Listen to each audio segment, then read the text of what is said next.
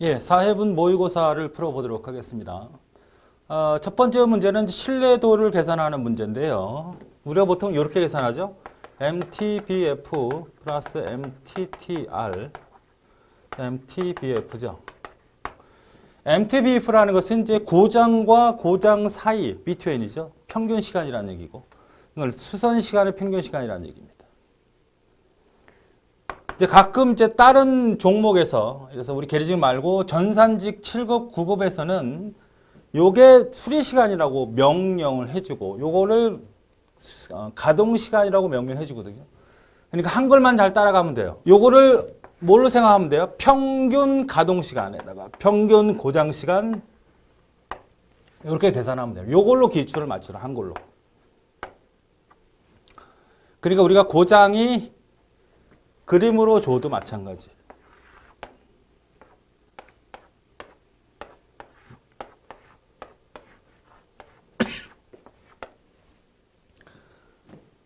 여기가 정상 가동이고 고장 난 거고, 정상 가동이고 고장 난 거고, 정상 고장, 정상 고장. 여기까지 신뢰도를 측정하고 싶다. 여기가 만약에 5, 4, 6, 7, 4다. 3, 2, 1, 3. 그러니까 내가 이 컴퓨터 시스템이나 프로그램이나 어떤 장비가 이상이 없을 거를 알고 싶으면 이걸 5개월이라고 합시다. 우리 프로그램은 업무 프로그램 5개월마다 한 번 뻥 났다가 4개월마다 뻥 나고 4개월 3 고치는 시간은 3일, 2일, 2일 이렇게 된다고 했을 때 기간 단위를 맞춘 다음에 요거를 다 더해서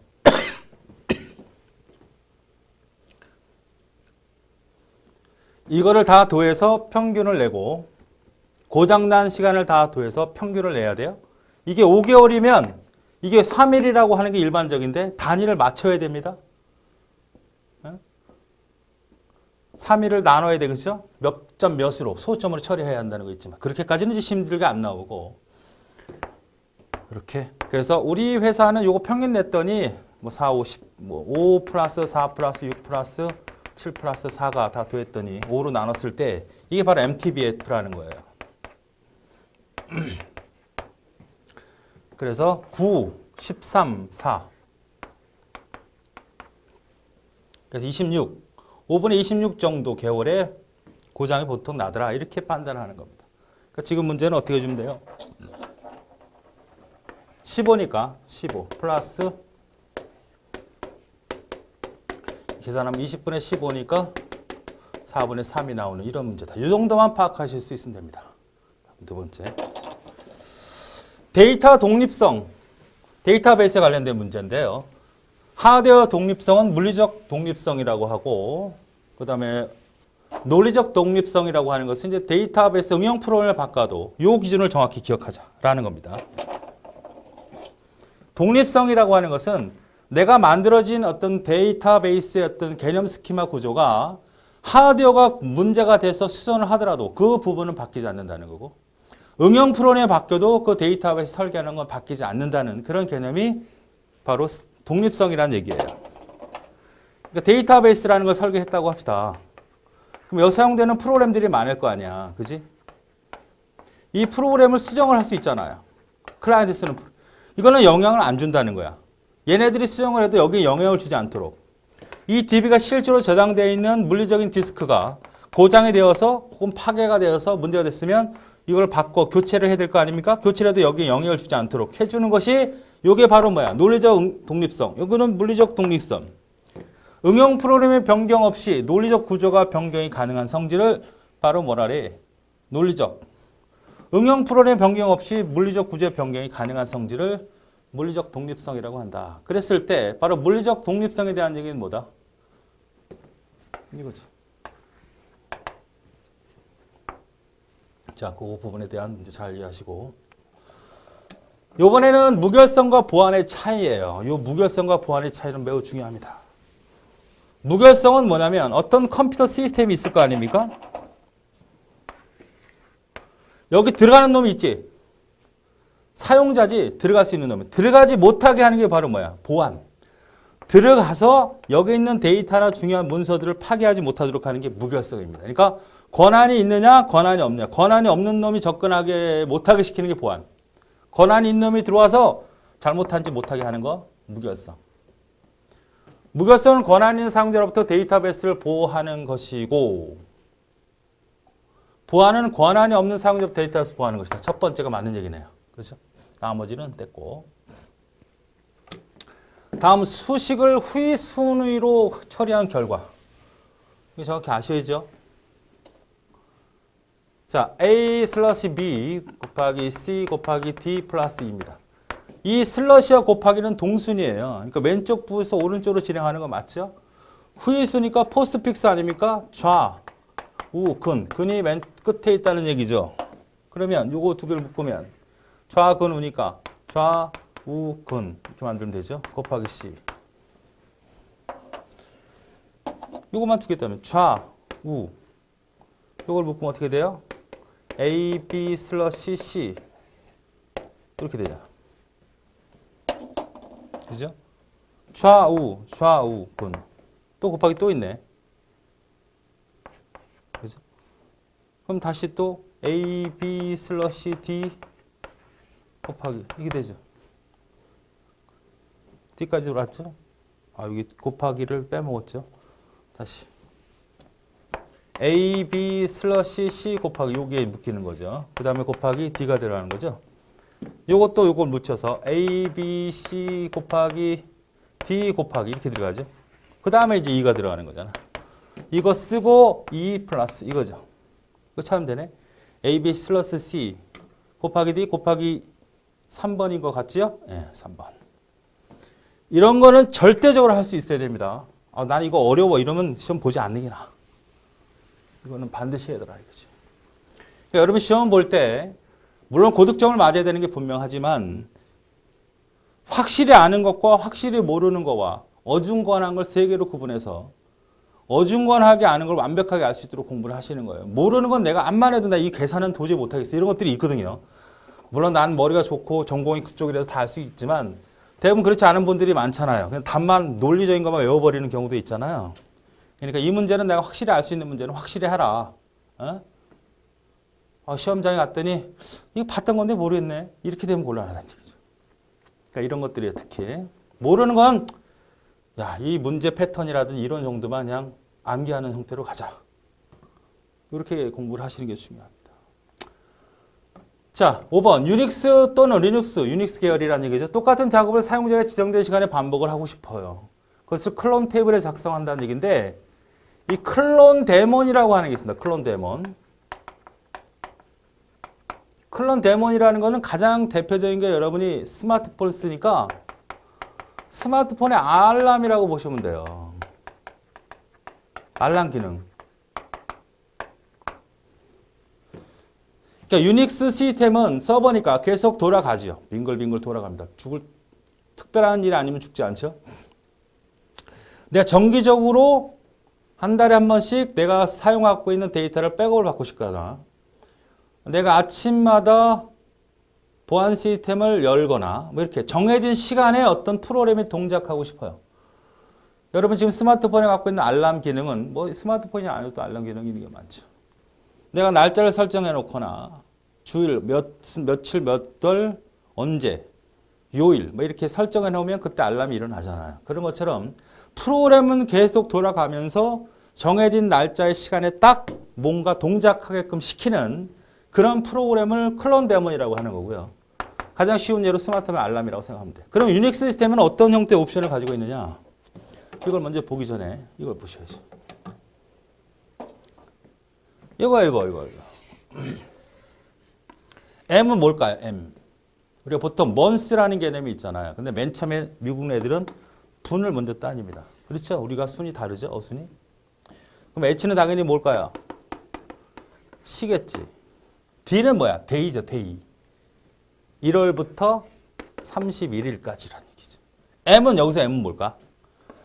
M은 요 M과 다르게 월입니다, 월. 다 있죠, 여기다가. D는 뭐냐? 요일이야, 요일. 됐죠? 뭐 있는 거 그대로예요. C가 0이라는 건 뭐야? 정시라는 얘기죠. 분이 0이라는 건 정분. 그 다음에 요일은 D는 1부터 어디까지? 이렇게 쓸 수 있네요. 6일은 토요일이고 0과 7은 일일로 동통으로 사용을 한다. 별표가 있는 것은 모든 범위를 의미한다. 우리가 스마트폰에 알람을 누르는 방법도 알잖아요. 여러분 몇 번 써보면. 그런 것처럼 프로그램으로 이렇게 클론 테이블이라는 게 있어요. 그럼 프로그램들이 쫙 있을 거 아니야. 그 프로그램들을 언제 실행할 건지 이렇게 리스트를 적어주는 파일이 있습니다. 거기에서 지금 설명하는 겁니다.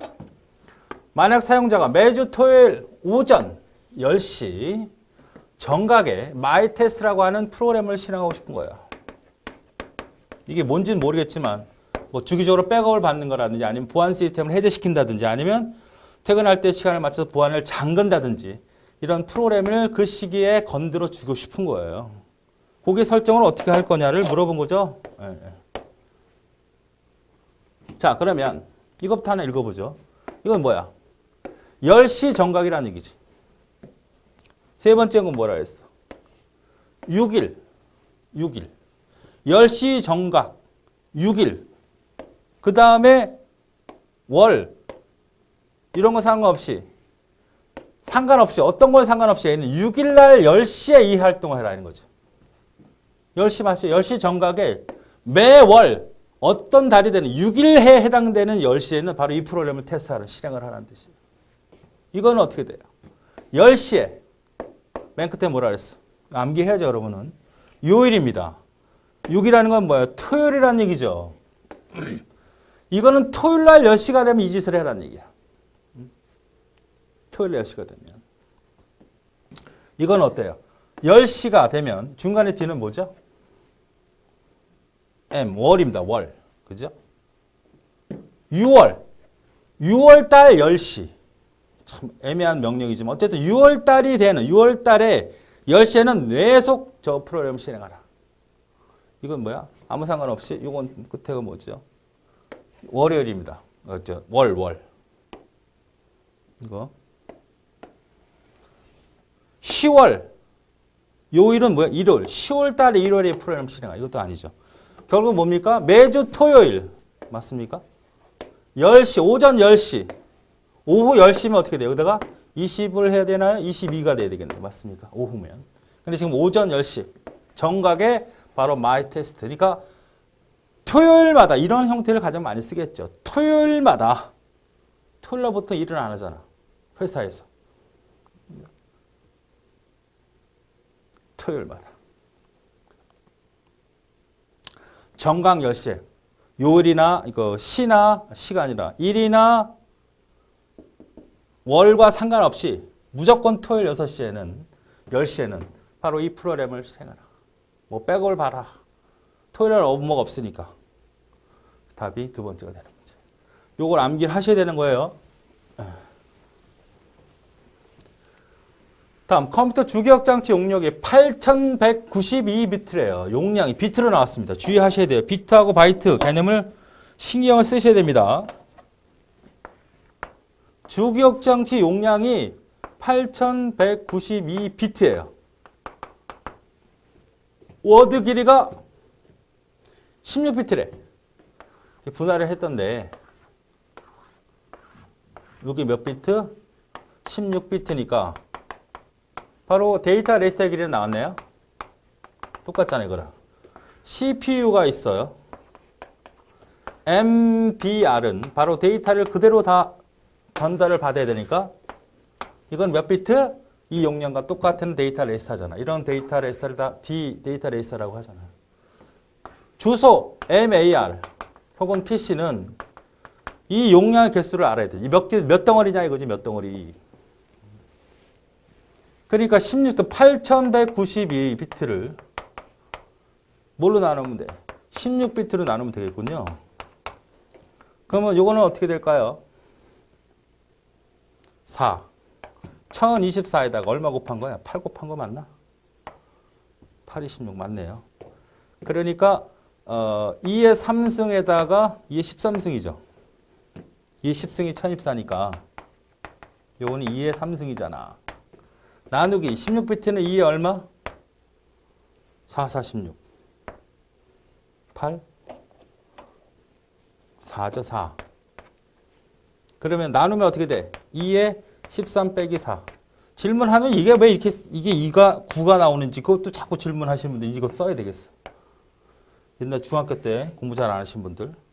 빼는 겁니다. 선생님이 13하고 4가 안 나눠지는데요. 아니야, 빼지는 거야, 여기는. 9야. 그러니까 2의 9승이야. 그럼 여기서는 이 주소를 가리킬 수 있는 비트가 몇 개면 되는 거야? 9비트면 여기를 다 가리킬 수 있다는 얘기입니다. 그래서 어드레스 레이스터, PC. 우리는 요걸 뭐라 그래? 이런 종류들을 다 데이터 레이스터라고 그러고 이런 종류를 다 뭐라 그래? 어드레스 레이스터라고 그러고 그럼 PC라고 하니까 얘는 몇 비트? 9비트. 얘도 9비트. 여기는 16비트. 그래서 99, 16. 3번이 이 두 번째가 답이 되는 문제. 역시 진리표 문제도 출제자가 좋아하는 문제들이 있어요. 기출문제 4회분이 지금 있잖아요. 더 있을 수 있겠지만.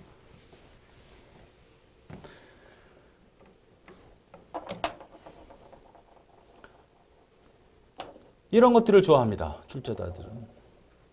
역시 같은 거죠. 뭘 찾아라? 이런 거. 이런 거.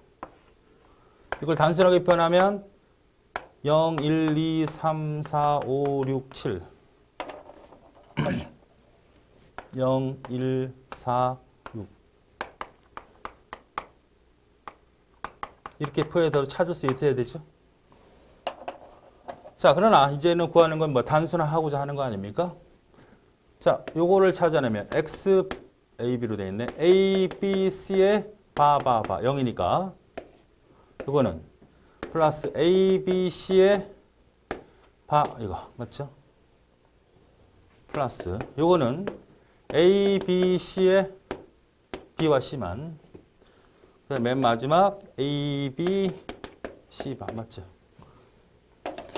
그러니까 이게 왜 여기 플러스고 여기가 왜 AND냐라고 질문하신 분도 있죠.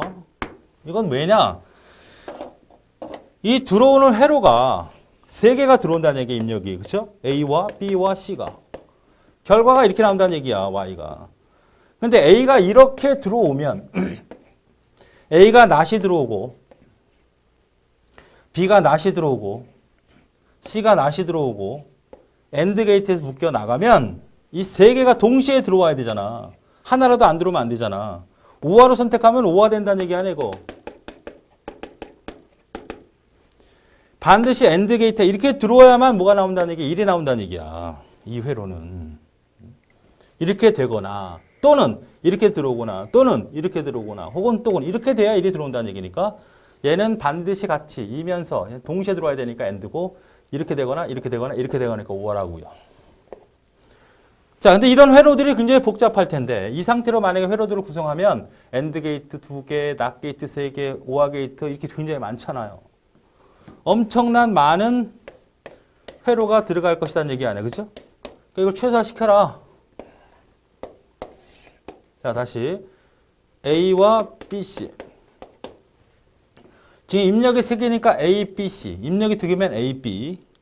입력이 4개면 A, B, B, C. 입력이 5개면 A, B, B, C, D. 0, 1, 0, 0, 0, 1, 1, 1, 1, 0. 맞죠? 여기는 A 바. B 바, C 바. 여기는 B 바, C. B, C. 여기는 B, C 바. 됐죠? 자, A 바이면서 B, C. A 바이면서 B, C. 이거네요. A 바이면서 B, C 바. 이거네. A면서 B, C. A면서 B, C 바. 이거네. 이렇게. 이렇게 묶어서 불 대식으로 가져가도 됩니다. 이렇게 묶으면 여기는 상관없이 이거는 B 바, C 바죠. 이건 뭐예요? B, C 바죠. 이렇게 돼도 됩니다. 근데 이건 없잖아, 저기. 이걸 불 대식으로 가면 어떻게 됩니까? C 바를 묶을 수 있잖아. 맞습니까? 이건 어떤 거야? 오양이네, 오양. 오양은 남자가 여자가 성이 다른 애들이 들어오면 무조건 누굴 선택해? 여자니까 남자를 선택할 거 아니야. and는 누굴 좋아해? 남자를 싫어한다고 여자가 될 수 있는 가능성이 있는 애를 선택하지. C 발을 이렇게 얻어낼 수 있습니다. 그런데 이거는 연속된 공간의 통이라고 보라 그랬잖아. 그러니까 이렇게 묶일 수 있다 얘기했습니다. 그렇죠?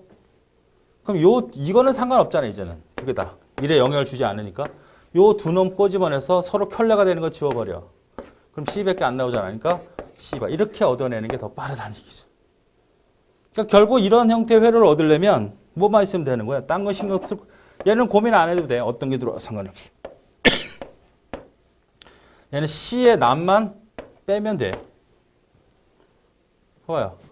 0, 1, 반대잖아 다. C의 반대는 다. C의 반대. 얘는 신경 쓸 것도 없어. 이런 회로도 있군요. 쓸모가 없는 회로군요. 어쨌든 우리가 얻고자 하는 것은 C바입니다. 문제의 답은. 다음 스레드라는 얘기입니다. 스레드. 스레드라는 것도 여러분이 잘 기억을 해 두셔야 돼요. 프로그램 기법이고요. 대형 프로그램을 짜기 위해서는 특히 게임에서 많이 이용하는 게 스레드죠. 게임 프로그램. 자, 하나의 프로세스가 있습니다. 프로세스는 뭐라 그랬어요? 실행 중인 프로그램을 프로세서라고 했습니다. 여러분의 워드가 아래 한글이 엑셀이든 게임이든 컴퓨터 실행되고 있다면 그건 프로세스라고 그랬죠. 여기서 스레드란 말이 나오면 얘는 뭐가 되냐면 중량 프로세스라, 중량 스레드라 그래요. 얘는 뭐라 그럴까? 스레드는 경량 스레드, 경량 프로세스라고 하죠.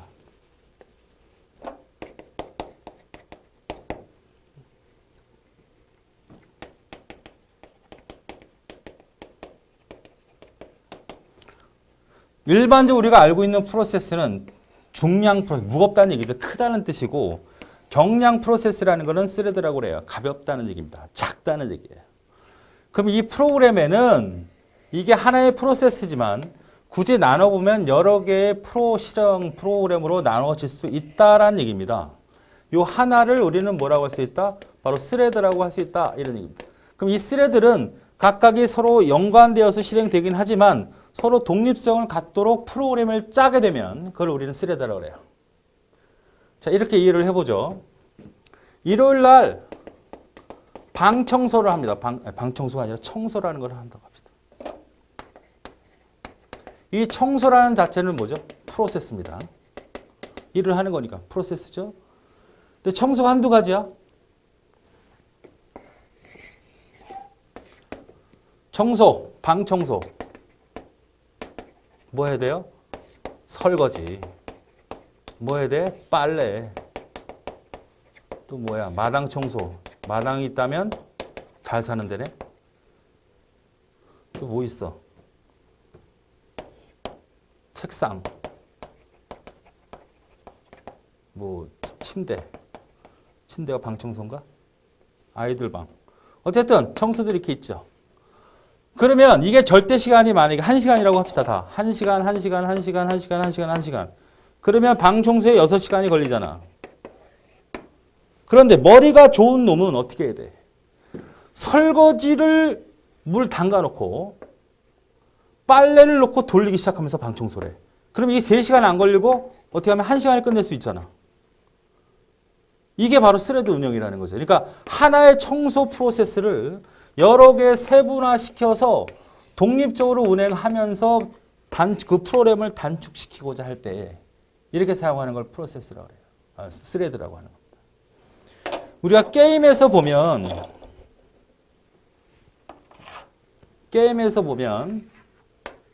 캐릭터가 있잖아. 그죠? 야구든 축구든 다 따로 놀잖아. 이게 하나의 프로세스죠. 얘네들은 뭐야? 하나의 다 스레드입니다. 스레드. 하나의 프로그램에서 돌아가고 있지만 다 독립적으로 운영하는 것처럼 보여지잖아요. 따로 놀잖아. 완전히 같이 노는 게 아니라. 만약에 이것이 스레드 운영을 하지 않으면 얘 움직인 다음 딴 애 꼼짝 않고 얘는 움직이면 얘 꼼짝 않고 옛날에 그 고전 게임처럼 딴 건 꼼짝 않고 두 놈만 움직이는 거잖아.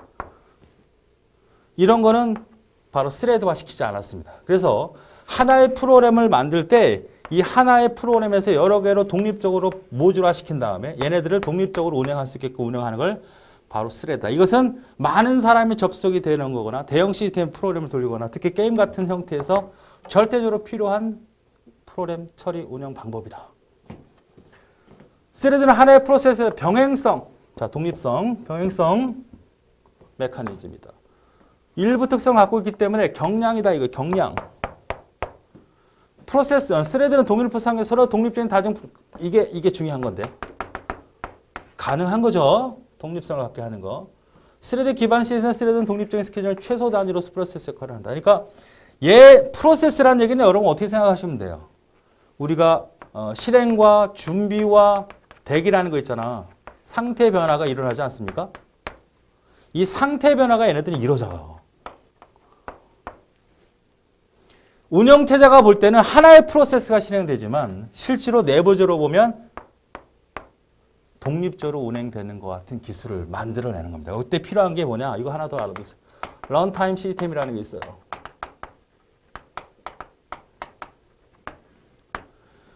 운영체제가 볼 때는 하나의 프로세스인데 그거를 누가 실행하는 거야? 얘를 실행하죠. 운영체제가 볼 때 이것만 실행하는 거야. 근데 이 안에서는 다시 뭐야? 바로 스레드로 운영하는 거죠. 그러니까 OS와 스레드 사이의 런타임 시스템이라는 게 중간에 있어서 운영체제가 볼 때는 하나의 프로세스로 보지만 이 런타임 시스템은 얘가 볼 때는 얘가 운영체제야. 중간에 멈춰서 이걸 보통 미들웨어라고 하죠. 이런 것들을 해서 스레드로 운영하더라. 이 정도까지만 기억하자. 다음은 3번. 컴퓨터 바이러스. 아무래도 보안 쪽의 문제가 자주 대두될 수밖에 없죠. 트랩도어는 정상적인 인증 과정을 거치지 않고 프로그램을 접근할 일정 통로이죠. 내가 그 컴퓨터에 접근을 한번 했잖아. 다시 들어가기 귀찮잖아. 또 풀어야 되니까. 관리자가 비밀번호를 바꿔버리면 그 뒷문에 해당되는 거죠. 내가 뒷구멍을 만들어 놓는 거죠. 웜은 네트워크 연결해서 자신의 복제품을 전파하고 트로이 목마는 가장 위험한 거죠. 트로이 목마는 우리가 프로그램, 내 컴퓨터에 프로그램이 들어와서 설치가 되는 겁니다. 그냥 자기가 들어와서 아무렇게 설치되는 건 아니고 여러분이 뭔가 액션을 취해야 돼요. 이메일을 받든지, 이메일에서 가장 많이 분포가 되고 그 다음에 스팸으로 받든지 아니면 내가 필요한 정보를 검색하다가 어떤 파일을 보통 영화 같은 거 많이 다운받을 때 그 파일 안에 숨겨져 있어요. 어떤 영상 파일이 들어와 있다. 이걸 다운받았어. 이 안에 보이진 않지만 숨겨져 있어. 이게 트로이용 목마야. 그럼 여러분이 컴퓨터에 다운받을 거 아닙니까? 그럼 클릭을 하는 순간에 이것도 틀어지지만 이것도 설치가 돼. 이건 난 몰라. 이거는 돌려. 영화 보고 있어. 설치 열심히 해요. 그래서 원격으로 여러분 컴퓨터에 접근을 합니다. 그래서 여러분 컴퓨터는 이미 내 거가 아니죠. 남이 항상 들여다보는 거예요. 제가 볼 때는 우리나라의 컴퓨터의 한 70%가량은 다 이렇게 사용된다고 봐도 돼요. 왜냐하면 그럴 수밖에 없죠. 잘 몰라서 그렇지. 그러니까 공격자들이 저놈을 공격해야 되겠다 그러면 무조건 뚫힌다는 얘기지. 그런데 왜 이런 일이 벌어지냐면 거쳐가야 되잖아. 내가 어떤 네트워크 은행을 침범을 할 때 이 컴퓨터를 갖다가 은행의 점검 찾아가면 안 되니까 자꾸 거치는 거예요. 이렇게 해서 이게 공격자 나쁜 놈이야. 이렇게 해서 공격된다고. 요 중에 이게 내 컴퓨터야.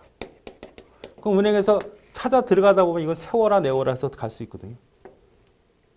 이런 형태의 프로그램 컴퓨터를 만들기 위해서는 바로 이러한 형태로 여러분 컴퓨터를 좀비화 시킨 데가 좀비화. 그게 바로 트로이 목마입니다. 그래서 컴퓨터는 안 쓸 때는 꺼놓는 게 가장 좋고요. 인터넷 하지 않을 때는 역시 인터넷 라인 빼놓는 게 좋고 은행 거래는 가능한 직접 가서 하는 것도 좋아요. 돈이 없으면 상관없는데 돈이 많다 그러면 위험합니다. 그 다음 루트킷은 감염된 시스템에서 활성되어서 다른 시스템을 공격하는 프로. 이게 좀비인데요. 정리를 해볼게요. 자, 루트킷은 뭐냐? 루트 권한을 뺏었습니다.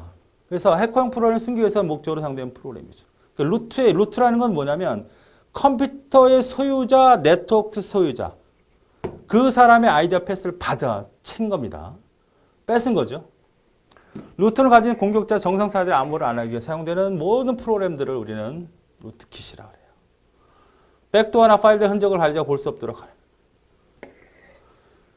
그러니까 루트 권한을 빼앗겼어요. 근데 그 루트는 그 뺏긴 거를 잘 몰라. 게을러가지고. 본넷이 바로 뭐냐면 로봇의 줄인 말로 공격자는 상대 컴퓨터의 좀비라고 하는 본넷 상태를 바꿀 수 있는 악성 프로그램 소프트를 루트한다. 그러니까 하나의 네트워크가 있을 거다. 여기에 가장 중요한 서버가 있고 여기 컴퓨터들이 회사에 있다고 합시다. 이 공격자잖아요. 그럼 이 네트워크를 공격하고 싶으면 얘를 공격하지 않아요. 이 가장 취업한 놈이 하나 있어. 분명히. 검색을 해보면 뭐 동영상 보고 수업 시간에 공부 시간에 아니면 업무 시간에 다운받아 영화 보고 그런 애들이 가장 위험해. 그런 애들한테 이거 살살 유입을 시켜. 그러면 잡혀 이놈이. 그럼 이놈이 잡히면 얘네들 다 좀비가 돼요. 그 얘네들이 공격을 시켜가는 거죠. 이런 일이 많이 일어난다는 얘기가. 어느 날 내 컴퓨터가 왜 이렇게 느려지지? 바로 이런 거야. 자, 이런 형태를 본넷이라고 한다. 그래서 답은 4번을 말합니다. 루트키가 본넷을 구분하라는 문제. 다음 서브넷 마스크입니다. 역시 질문이 많은 문제 중에 하나입니다.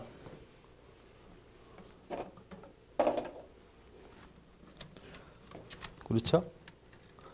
이제는 뭐 워낙 많이 질문들을 하셔서 다 해소가 된 것 같긴 한데, 자, C클래스 하나가 있다고 합시다. IP가 203.41.101.0 이런 C클래스가 하나 있다고 합시다. 하나의 네트워크이죠.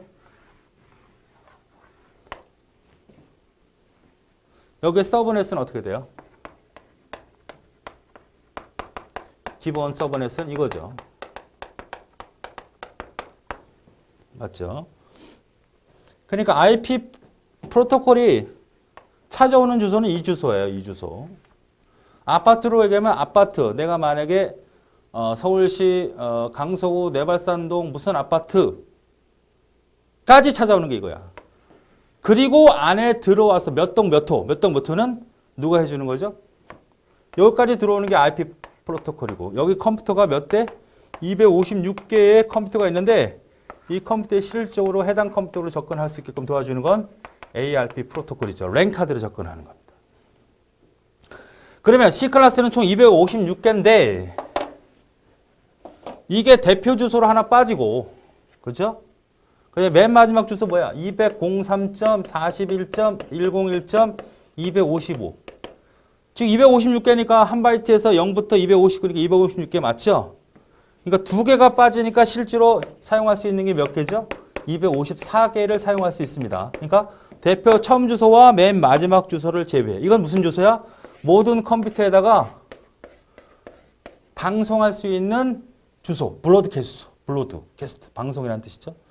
아파트의 모든 동에다가 수의실에서 방송할 수 있는 마이크가 바로 이 주소라는 얘기야. 내가 101동 301호에다가 메시지를 보내고 싶어. 그럼 뚝뚝 눌러서 보내잖아. 이건 하나의 컴퓨터 IP고 다 들어야 돼. 그러면 이걸 쓰죠. 이 주소를 쓰면 다 들어.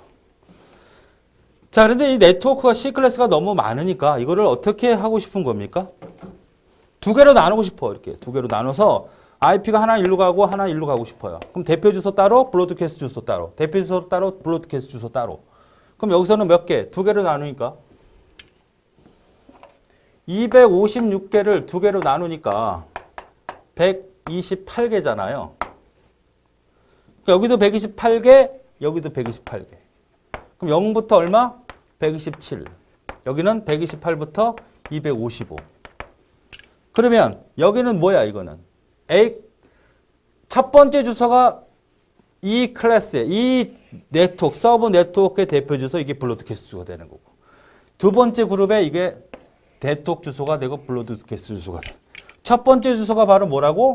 IP 인터넷 프로토콜에서 찾아오는 주소가 된다는 거고. 이 맨 마지막 주소가 바로 이 그룹에서 모든 컴퓨터에다가 데이터를 보낼 수 있는 주소가 된다는 뜻입니다. 그래서 이때 서브넷 마스크는 어떻게 된다?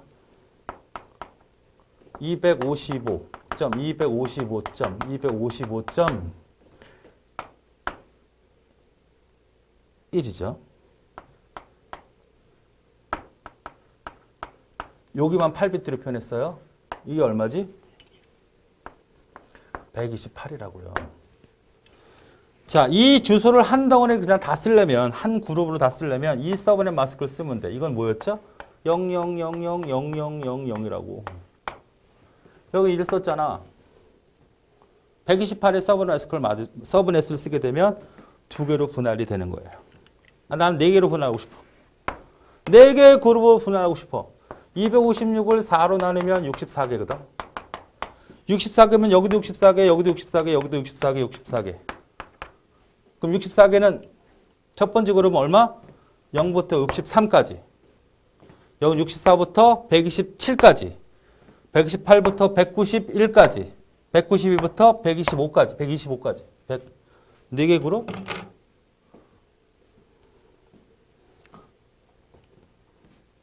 그죠? 그러니까 64라는 거 갖고 생각하면 돼. 0, 64, 128, 200, 190이지. 4개씩 나눴잖아, 이렇게. 190이 64씩인가 됐잖아.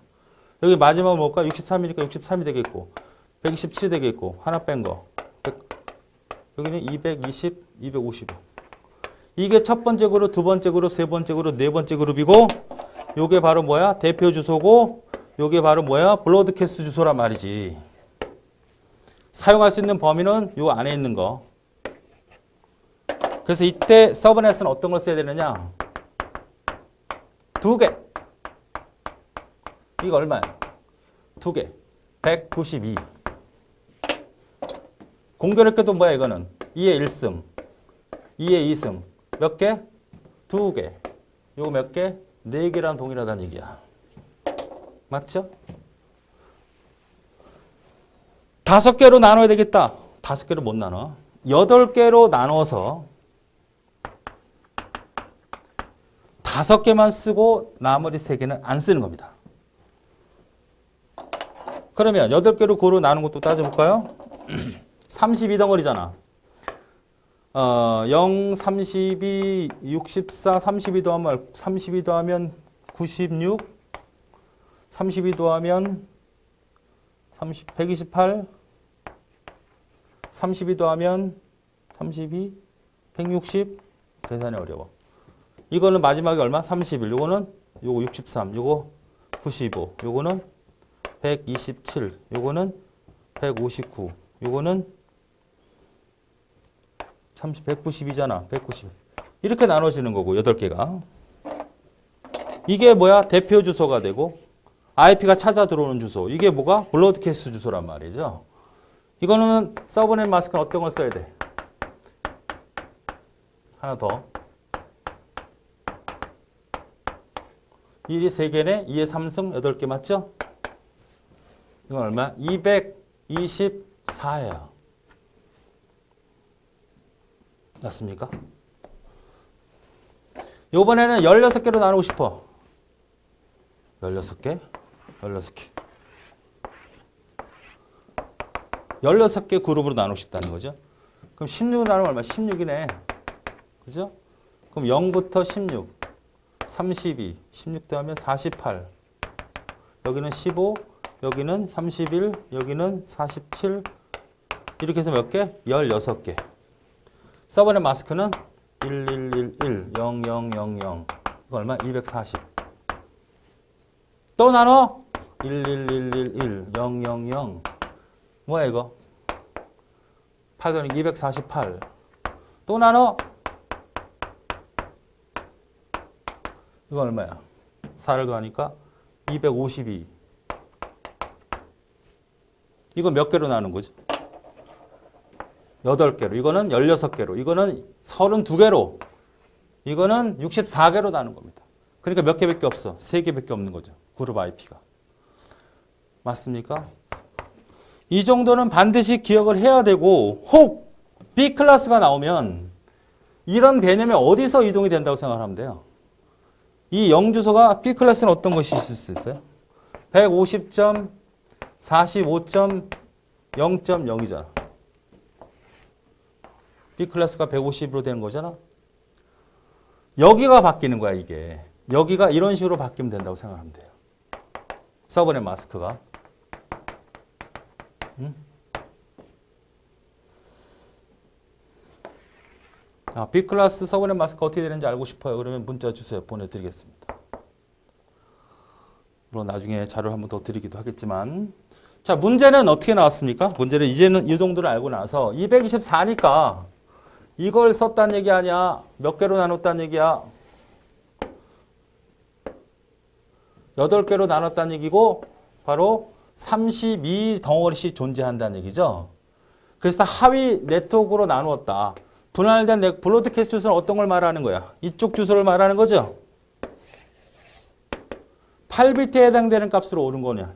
그건 영원 대표 주소잖아. 364도 세 번째 그룹의 대표 주소.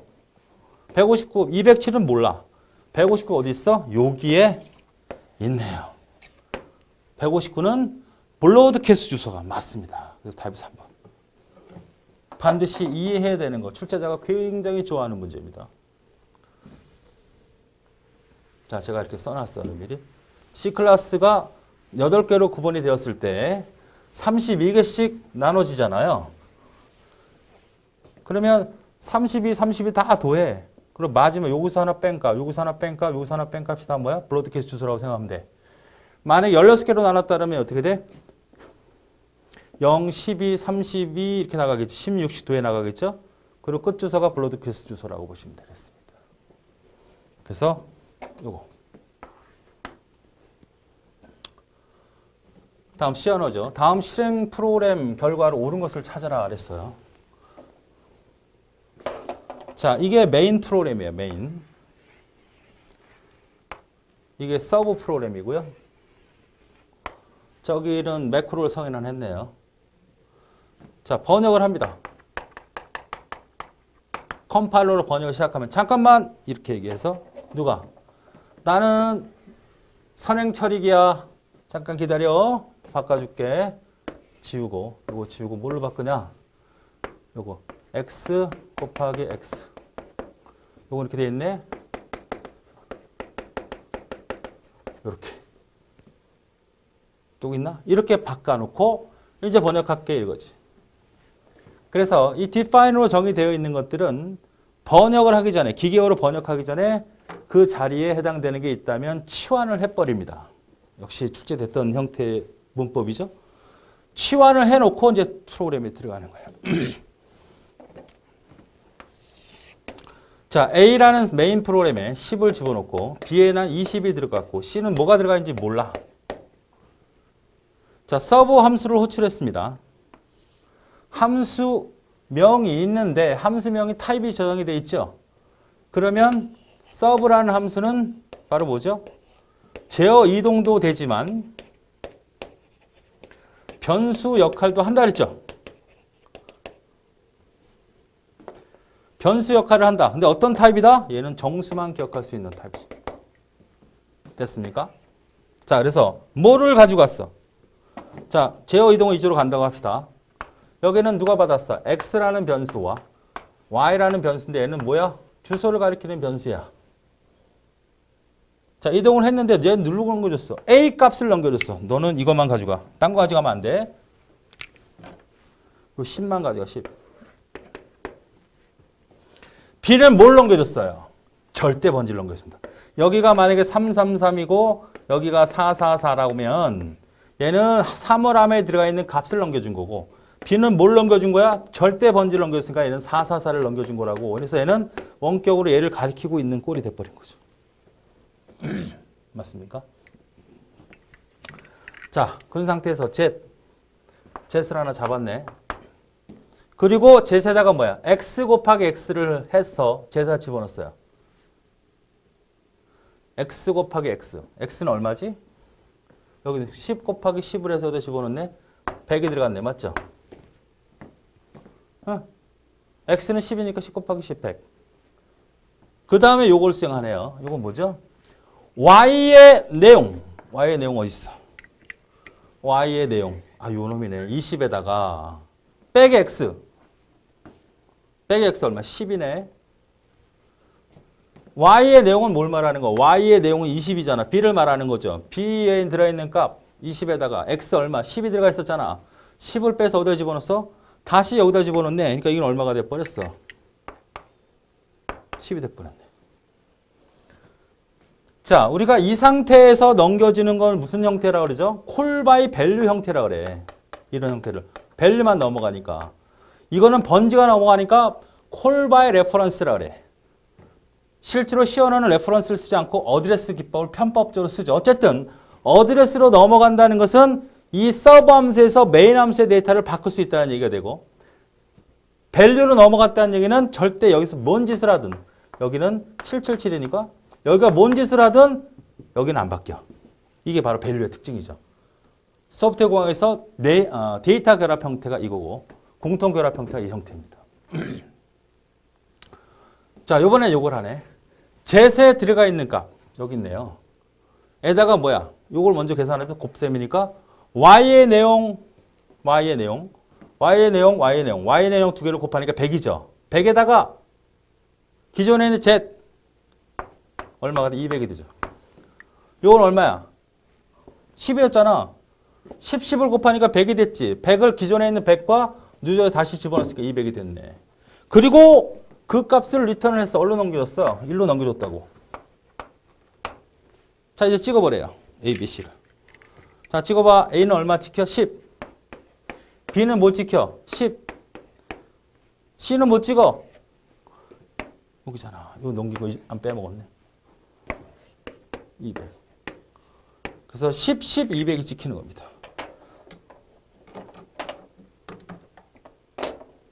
헷갈리면 안 됩니다. 여러분은 계속 반복해서 들을 수 있으니까 반복해서 계속 들으셔야 돼요. 이 정도는 풀 수 있을 정도가 돼야 됩니다.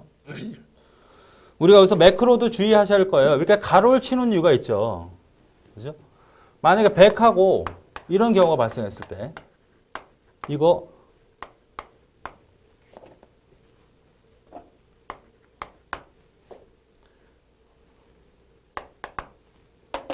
지금 저거를 define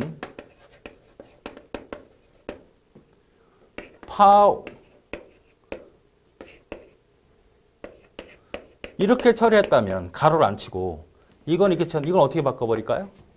100하고 5 곱하기 5로 바꿀 거 아니야. 그치? 내 의도의 그림은 어때? 요 두 개 곱하니까 5, 25를 100으로 나눠. 이건 뜻이잖아.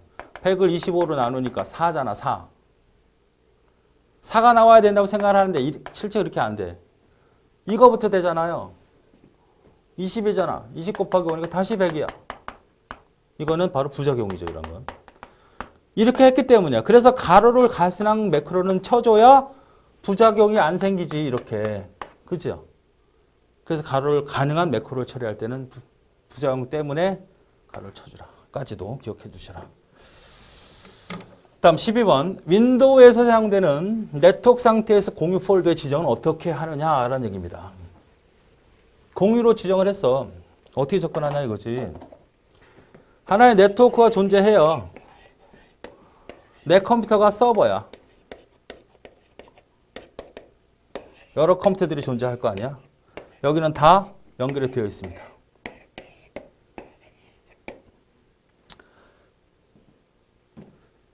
이 안에 폴더가 있는데 폴더가 쉐어라는 폴더가 있는 거예요. 내가 이 컴퓨터 소유자야. 아, 이 서버를 니네들이 다 와서 접근할 수 있도록 하고 싶고 이 폴더까지 허용하고 싶어. 그럼 이놈은 어떻게 그 폴더를 접근해 나가느냐? 서버 앞에 역슬러시 2개 그 다음에 폴더 요걸 기억하라는 거죠. 이것도 질문하시는 분 있어요. 이거 틀린 거 아닌가요? 역슬러시. 한글 모드일 때는 이거와 이거는 같은 얘기입니다. 영문 모드일 때 이거지만 한글일 때 이거야. 시어는 똑같은 거죠. 같은 거라고 보시면 됩니다. 그래서 폴더를 내 컴퓨터를 누구든 공유해라. 그러면 내가 여기서 명령줄을 치거든 접근을 하고 하자 할 때는 이렇게 써주면 이 컴퓨터에 이 폴더를 안에 있는 자료를 접근해 나갈 수 있다. 그러니까 서버 명의 공유 폴더 지정은 역슬러시 1, 2개. 폴더는 어떻게 돼? 하나. 이렇게 써주면 된다. 이걸 기억하라는 거예요. Common Gateway Interface CGI 프로그램. 역시 우리가 기억하고 있는 건 뭐죠? 클라이언트, 여러분 측 CGI 프로그램은 뭡니까? 자바스크립트나 VScript. 서버용 CGI는 JSP, PHP, ASP. 고시 클래스가 있습니다. 여러분 집에 있는 컴퓨터예요. 자, 여러분이 접속을 하죠.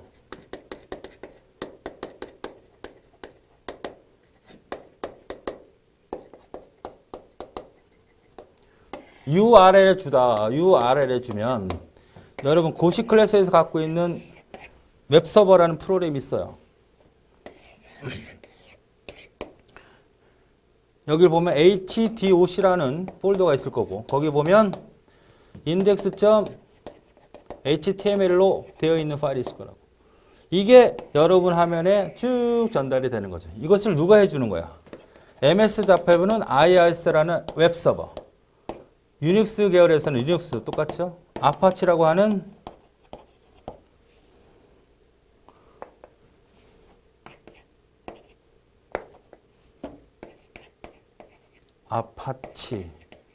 아파치라고 하는 웹서버 프로그램이죠. 웹서버 프로그램. 그놈이 여러분한테 전달해 준다고. 그럼 여러분 뭐예요? 이거를 했다는 얘기는 이 홈페이지를 달라고 요청하는 거 아닙니까? 그게 어디 있어?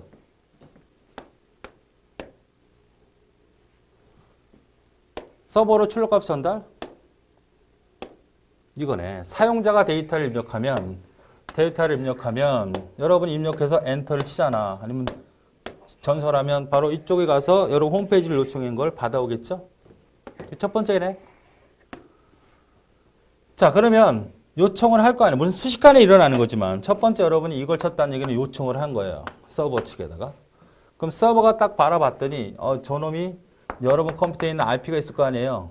IP를 보고 제가 내 홈페이지 달래네. 그래서 컴퓨터에 있는 이 홈페이지를 여러분한테 보내는데 그냥 텍스트 일단 보여지는 것만 있다면 그냥 보내지만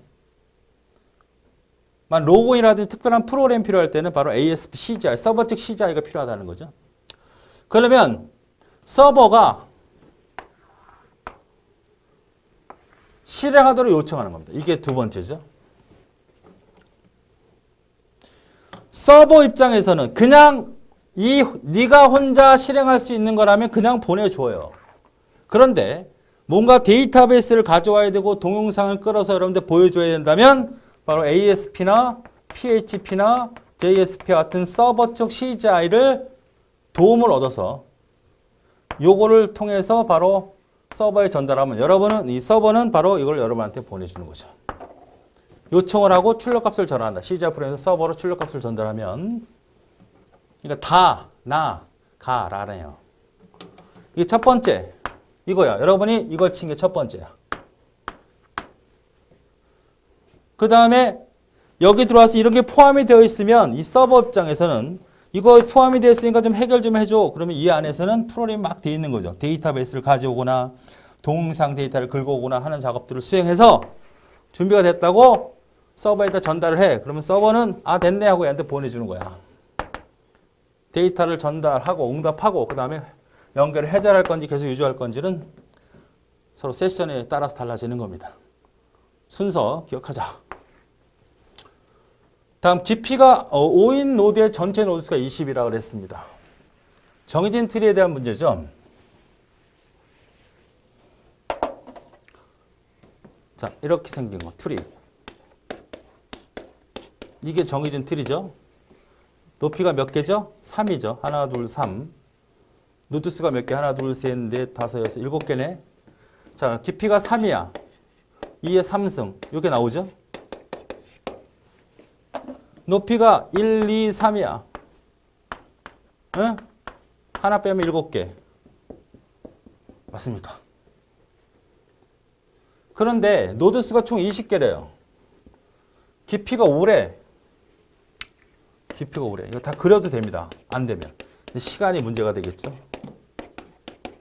그래서 세도 되지만 이게 5개란 얘기는 2의 5승이고 2의 5승은 빼기 1이니까 32 중에 빼니까 31개죠.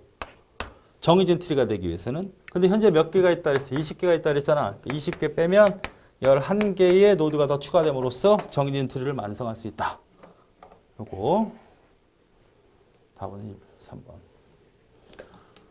다음 통신 장비에 대한 얘기입니다. 게이트웨이. 게이트웨이는 실제로 전 세계 네트워크가 이렇게 있을 거 아니야. 이쪽 네트워크와 이쪽 네트워크, 이쪽 네트워크, 이쪽 네트워크 다 연결된 거 아닙니까? 인터넷이라고 하는 그런 네트워크에 다 연결이 된 거죠.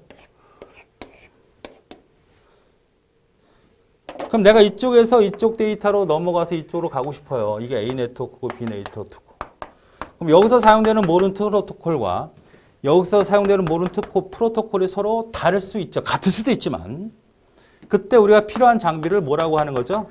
바로 게이트웨이라고 하는 겁니다. 그래서 이 게이트웨이를 OSI 기준으로 볼 땐 7계열을 모두 지원하는 장비다 이렇게 얘기를 하고 실제 장비는 라우터가 수행을 해줍니다. 게이트웨이는 7계층이고 라우터는 3계층 장비예요. 3계층까지 지원해주는 장비. 그러니까 실제로는 어떻게 된다? 실제로는 옛날 이것 때문에 국가고시가 큰 문제가 있었죠. 실제로 다 게이트웨이는 라우터를 쓰는데 뭔 말이냐? 아니다. 그래 이론적으로는 7계층이고 3계층이다. 우기다가 결국은 포기하게 돼서 다 맞게 해줬습니다. 그러니까 실제로는 게이트웨어가 실제 장비에서 실제 이론에서는 실제 그 구축하는 사람 입장에서는 게이트웨어를 라우터로 사용을 한다는 얘기야. 라우터 장비를. 그러나 이론적으로는 어떻게 된다? OS 7 레이어와 3 레이어를 갖다가 구분 지어진다. 자, 이렇게 기억을 하셔야 됩니다. 네트워크에서 다른 네트워크 간번에 했습니다. 아주 중요한 정의입니다. 게이트웨이. 서로 독립적으로 동작하면서 같은 프로토콜을 사용하는 건 브릿지입니다. 여기서 쓰는 네트워크와 여기서 쓰는 네트워크가 서로 다르니까 이건 당연히 이거 다를 때는 브릿지가 아니라 라우터가 해주는 거야. 라우터. 서로 같은 건 브릿지. 같은 랜은 뭐야? 브릿지. 다른 랜은 라우터라고 기억하셔야 되고 라우터는 IP 주소 가지고 이거는 맥 주소 가지고 브릿지는 뭐냐면 요 안에 네트워크가 또 존재할 거 아니야. 서브넷이. 얘네들을 연결해 주는 거야. 그러니까 한 네트워크 안에 존재하는 서브넷이니까 여기는 그런 프로토콜 구조가 존재하지 않지. 그래서 얘는 몇 계층 장비라고 그래요? 2계층 장비다. 이거 2계층 장비. 그러니까 여기 네트워크와 요 네트워크를 IP 갖고 구분하는 게 아니라 이쪽 네트워크와 저쪽 네트워크를 랜 카드 주소 가지고 구분을 해가지고 좀 더 부하를 줄이면서 분해시킬 수 있는 그런 장비가 브릿지라고 그래요. 얘는 동일 랜에서 사용되는 네트워크 장비다. 같은 장비, 이게 브릿지라고. 스위칭 허브. 우리가 실제로 이 안에 들어오면 컴퓨터가 여러분 회사나 어디 컴퓨터 보면 허브에 연결돼 있잖아요. 이렇게 다. 그죠? 이게 허브야, 허브. 더미 허브하고 스위칭 허브가 있어요. 우리 앞에서 배운 거는 STDM과 ATDM에 관련된 얘기입니다.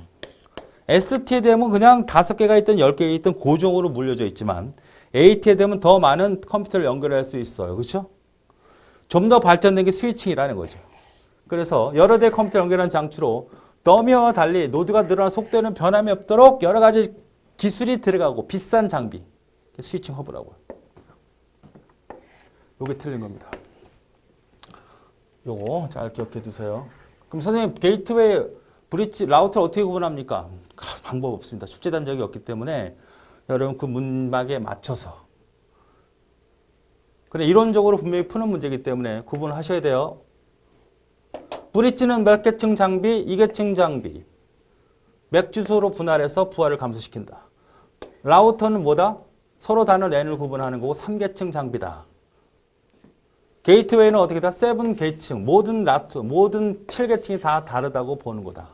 이론적으로는 정확히 다르지만 실질적으로는 어떻게 된다? 구분이 된다. 실제로는 동일하게 사용한다. 답은 2번. 다음 레지스터에 저장되어 있는 비트들을 모두 1로 만들기 위해 해당 레지스터의 데이터를 A를 B로 연산한 결과는 올 때 뭐냐 이런 얘기. 우리가 마스크 연산이라는 거 하고 셀렉티브 셋이라는 연산자가 있어요. 맞습니까? 0, 1, 0, 1, 0, 1, 1, 1. 내가 여기서 얘는 그대로 살려놓고 싶고 얘네들만 모두 0으로 만들고 싶어. 살려놓고 싶은 놈들은 1. 죽이고 싶은 놈들은 0. 그래서 AND 연산을 하게 되면 이건 뭐다? 얘네들은 다 그대로 살지. 그대로 유지가 되잖아. 이거는 뭐 어떻게 돼? 다 죽어버리죠. 이런 형태의 연산을 AND로 사용하는 걸 이걸 뭐라 그래? 이거를 마스크 연산이라고 하는 거고. 이건 반대로 OR, 이건 AND 연산이고 이건 OR 연산이죠. 보세요. 모두 1로 만들고 싶어요. 대응되는 비트를. 데이터 A를 B 연산할 때 어떤 레지스터에 저장되어 있는 비트들이 있다는 거야. 뭔지 몰라 이게. 어떤 레지스터에 들어가 있다는 거죠. 이걸 뭘로 1로 만들고 싶어요. 1로 만들고 싶은 데이터가 뭐가 돼야 되느냐. 그리고 이 연산자는 뭘 써야 되냐. OR냐 AND냐 이거죠. 이걸 다 뭘로 만들고 싶어? 다 1로 만들고 싶어 결과를. 다 0으로 만들고 싶어. 그러면 어떻게 돼? 0, 0, 0, 0, 0 쓰고 AND 쓰면 되죠. 이게 AND고. 이걸 다 뭘로 만들고 싶어? 1로 만들고 싶어. 1, 1, 1, 1, 1, 1, 1, 1 해주면 그냥 다 1, 1, 1, 1, 1이 되잖아. 그러니까 A는 뭐가 돼? 다 1, 1, 1인 게 다 F죠. 8비트라고 얘기하면 F, F. 8비트로 갔네 여기는. 그러니까 F잖아. 무슨 연산? 안 되고 OR 연산. 그러니까 어떤 특정 대상 비트를 다 1로 만들고 싶다 그러면 1로 대응시킨 AND 연산을 OR 연산하게 되면 그 대응되는 연산은 다 1로 바뀐다. 반대인 것은 마스크 AND 연산자다. 이거 구분 잘 알아라. 뭐예요? 세마포아. 빵집 아저씨와 손님이 있습니다. 얘기했죠. 자, 빵집 아저씨의 세마포아. 빵집에 판매되는 10개가 있다. 하나, 둘, 셋, 넷, 다섯, 여섯, 일곱, 여덟, 아홉, 10개. 10개만 있는 건 아니다는 얘기죠. 자원이니까. 빵이 하나, 둘, 셋, 넷, 다섯, 6개 있다면 세마포아 변수는 6개라고. 손님이 빵을 찾으러 사러 왔어. 빵 있네. 빵 가져가요. 그리고 세마포아 변수가 하나 감소되니까 S는 S 빼기 1을 해주면 되죠. 그죠? 자, 그러면 비교를 해야 되죠. 우리는 전체 개수를 갖고 따지는 게 아닙니다. 그죠? 자, if 물어봤네. 0보다 적다는 거야. 없대. 없다는 얘기가 저거는. 그죠? S가 0보다 작거나 같다는 얘기는 없다는 얘기잖아. 그럼 어떻게 돼? 손님이 왔더니 빵이 하나도 없어.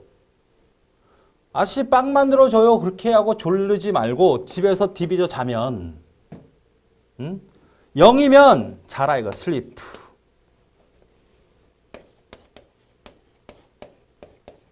그렇지 않으면 else 어떻게 죠? 빵이 0이 아니란 얘기니까 하나라도 있다는 얘기니까 빼간다는 얘기지.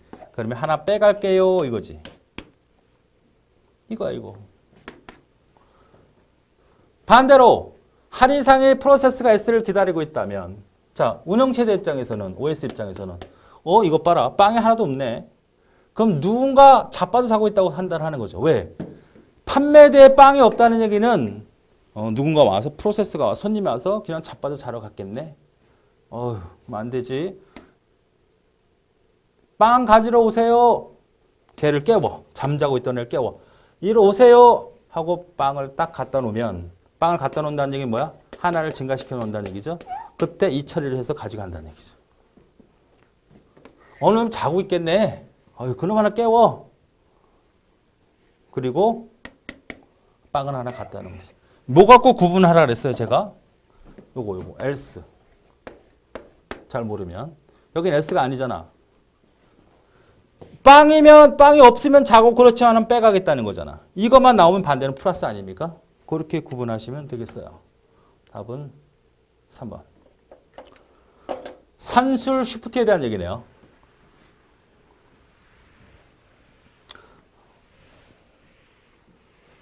자, 레지스타 값이 우측으로, 레지스타가 되든 변수가 되든 어쨌든 들어가 있는 값이 우측으로 시프트 될 때는 새로운 입력 비트는 1의 보수, 2의 보수 모두 0이 입력된다.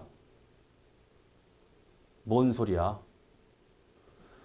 우리가 시프트 할 때, 물론 논리 시프트는 다 0이 들어가요. 논리 시프트는 그냥 이동하는 거니까 채워지는 거예요. 새로운 게. 그러니까 0이 채워지는 거지만 산술 시프트는 그렇지 않죠? 산술 시프트는 부호 비트일 때는 무조건 오른쪽 비트 할 때는 0이 들어가죠.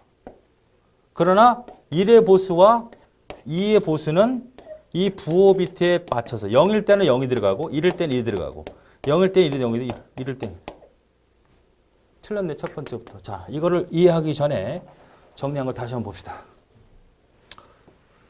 자, 우측 산술 시프트 할 때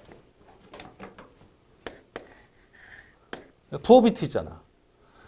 부호 절대치는 여기가 0이 되든 1이 되든 이거 건들지 마. 집어넣을 땐 무조건 0 집어넣어. 이거야. 그러니까 무조건 0이야. 그러나 1의 보수는 여기 0일 때는 0 집어넣고 1일 때는 1 집어넣어. 시프트 하면. 시프트가 뭔지 모르겠네요, 선생님. 그러면 기본서를 봐야 돼. 그 시프트 설명했다가는 하루 종일 걸리니까. 2의 보수도 어떤 거예요? 부호 같이 들어간다. 기억하시라는 얘기입니다. 응? 즉 양수인 경우는 0이 패딩되고 음수인 경우는 1이 패딩된다는 거예요. 0일 때 0. 좌측 시프트인 경우 양수인 경우 무조건 0. 음수인 경우는 부호 절대치는 0. 1의 보수는 1. 그 다음에 2의 보수는 0이 패딩된다. 좌측 시프트. 이건 우측 시프트였네. 좌측 시프트 이쪽이라는 거죠.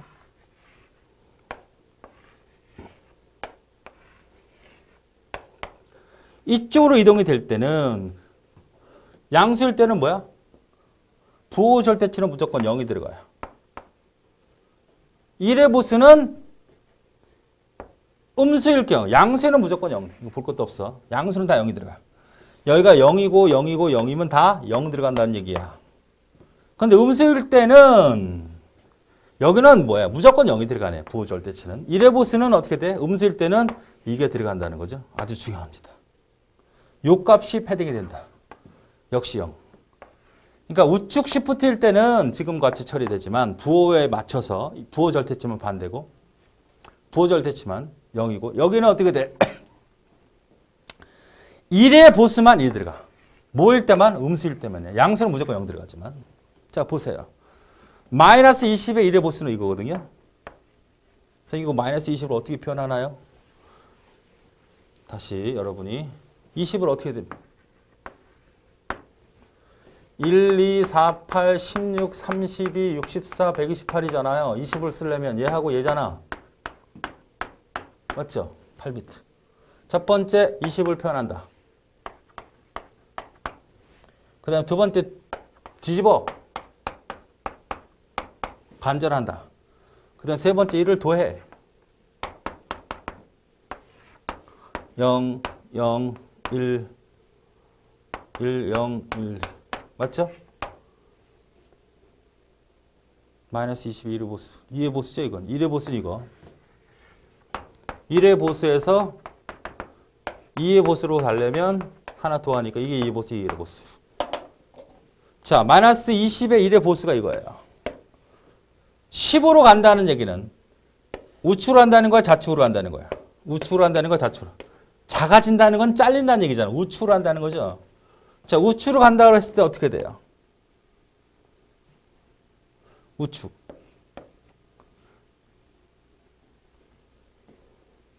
우측이 하나 잘려 나가죠? 그리고 뭐가 따라 들어와요?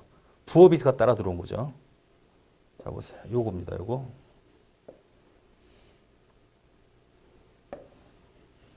요게 요거예요. 잘려 나가고 바로 뭐가 따라 들어와? 부호 비트와 동일한 게 따라 들어오니까 요게 얼마야? 한 비트를 우측 시프트 했을 때 마이너스 10이 되잖아요. 거꾸로 반대로 마이너스 우측 시프트 우측 좌측 시프트 했을 때는 어떻게 된다? 부호 비트가 들어온단 말이야. 이 상태에서 여기 0이 따라 들어오는 게 아니라 1이 따라 들어오는 요 부호와 동일한 게 따라 들어온단 말이야. 이렇게.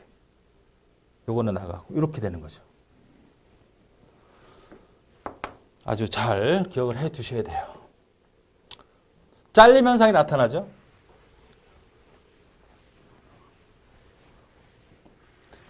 마이너스 21은 최상위 비트와 최하위 비트가 서로 달라요. 우측 1시부터 한 결과는 이렇게 되므로 마이너스 10이 되죠. 그렇죠. 잘려나가니까. 1의 보수일 경우에. 자, 그것만 잘 기억해 주시면 되겠죠.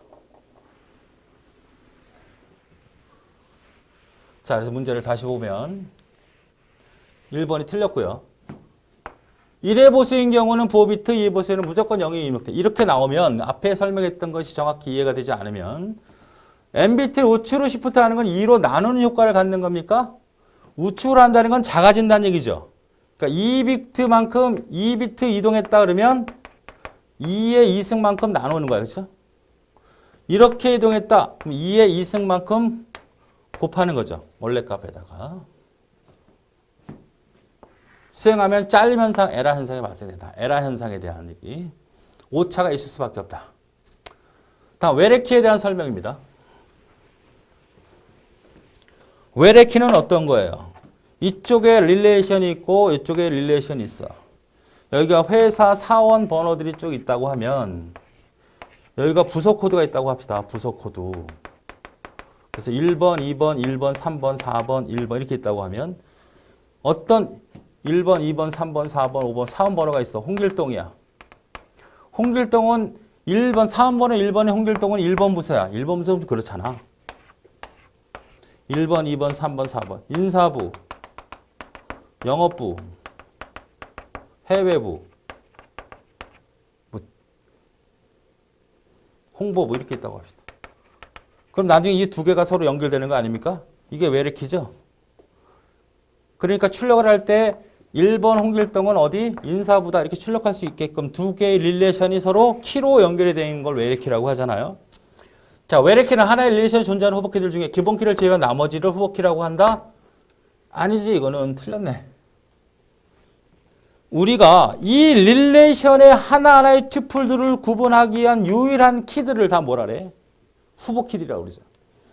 여러분이 회원이잖아. 회원이면 여러분을 유일하게 구분할 수 있는 건 뭐? 회원 번호가 있겠고 또 아이디도 있을 수 있죠.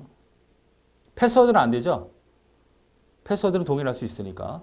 이름도 안 되죠. 주민번호 가능하죠. 전화번호도 가능한데 난 전화 없어. 그런 놈도 있잖아. 전화가 있다고 하면 그것도 그 여러분 하나하나를 구분할 수 있는 키, 필드가 되거든요. 그런 것들을 다 뭐라 그래? 후보키라 그래. 그중에 프로그램을 내가 짠 사람이 야 이거를 내가 여러분들을 구분할 수 있는 한 명 한 명을 구분할 수 있는 키를 쓰겠다 그러면 그게 기본 키가 되고 나머지가 대체 키입니다. 후보 키가 아니야. 아시겠어요? 첫 번째 틀렸네.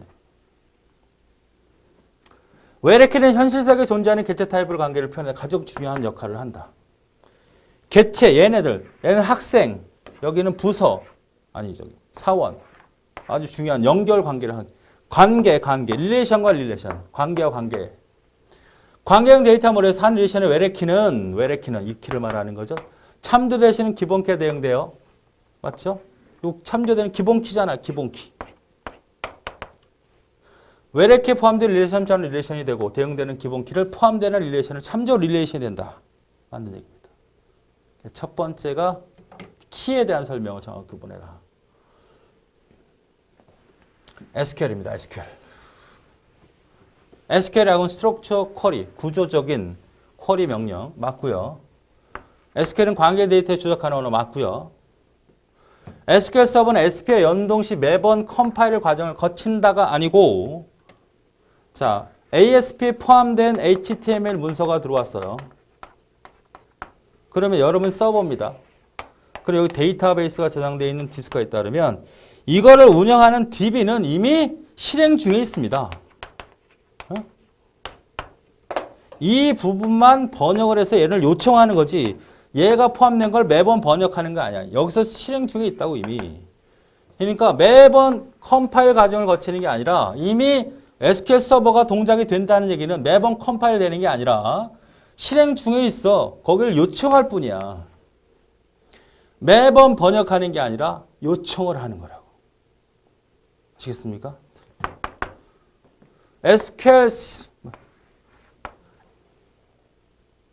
웹브라우저, SQL 웹브라우저에서만 동작할 수 있는 게 아니라 이거는 서버잖아요. 서버 측에서 동작하는 거지. 서버에서 SQL 언어 사용은 서버에서 SQL 서버에서 그 집어내서 바로 전달을 하면 웹브라우저에서 그 결과만 받아보는 거죠. HTML 문서로. 여러분 SQL 서버라는 것은 여러분 컴퓨터에 있는 게 아니고요. 바로 고시 클래스나 서버를 운영하는 측에서 DB의 데이터를 가지고 와다가 그거를 여러분이 볼 수 있는 HTML 문서로 변환한 다음에 그냥 보내주는 거거든요. 물론 자바스크립트가 있으면 그냥 보내면 되는 거고 다른 것들이 있을 때는 바로 서버 측에서 다 동작시켜서 여러분한테 보내주는 서비스만 한다. 그러니까 두 번째 아주 중요한 내용이죠. 컴파일 가치는 거치지 않고 원래 실행 중이다.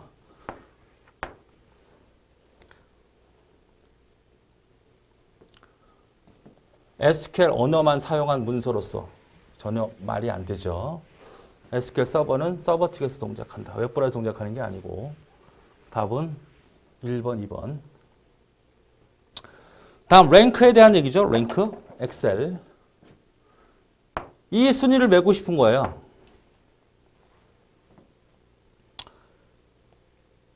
내림차 순위죠. 보세요, 그냥. 요 두 개 평균이라는 얘기죠. 이걸 가지고 등수를 매기겠다는 거죠. 자, 랭크. 여기다 쓰겠죠, 여기다가. 랭크. 누구를? 나를. 이 얘죠, 얘. 얘를 계산할 수 없으니까. D2를 요거죠. 요게 전체를 비교해서 몇 등이냐 이거예요. 그러면 여기를 대상으로 잡아야 되죠. 그럼 어떻게 됩니까? D2와 D6 D2와 D6으로 등수를 매기겠다. 내림차수니까 0. 자, 이렇게 해놓고 여기다 써놓고 체육연대로 땡 때리면 될까요? 안 될까요? 안 됩니다. 왜? 얘가 변동이 되죠. 이게 변동이 되면 이렇게 내려갈 거고 상대 지정이 되어 있으니까 이렇게 내려갈 거고 그럼 엉뚱하게 등수가 매겨지지. 얘는 절대 지정으로 절대 바뀌면 안 돼.